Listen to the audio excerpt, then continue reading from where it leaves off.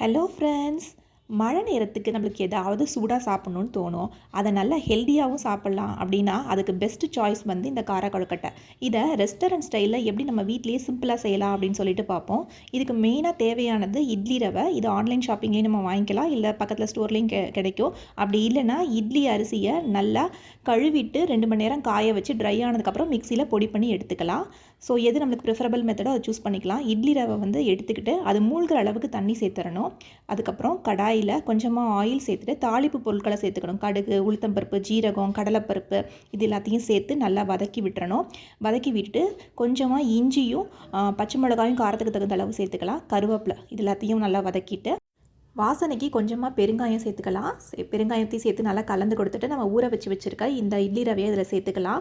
இதுக்கு தண்ணி அளவுலாம் எதுவும் கிடையாது. தேவையான அளவு உப்பு சேர்த்துட்டு கொஞ்சமாக தேங்காய் சில்லாக சேர்த்துட்டு நல்லா கலந்து கொடுத்துருவோம். எல்லாம் ஒன்று கூடி நல்லா அந்த கடாயில் ஒட்டாமல் வரும். அந்த ஸ்டேஜில் கொத்தமல்லியை தூவி நம்ம ஒரு பிளேட்டுக்கு மாற்றி வச்சிடணும். கடாயில் வைக்கக்கூடாது.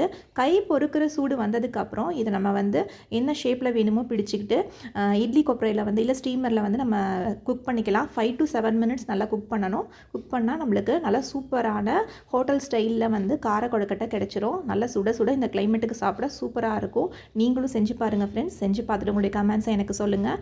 இந்த வீடியோ உங்களுக்கு பிடிச்சிருந்துச்சுன்னா நம்ம சேனலுக்கு சப்ஸ்கிரைப் பண்ணிக்கோங்க. தேங்க்ஸ் ஃபார் வாட்சிங்.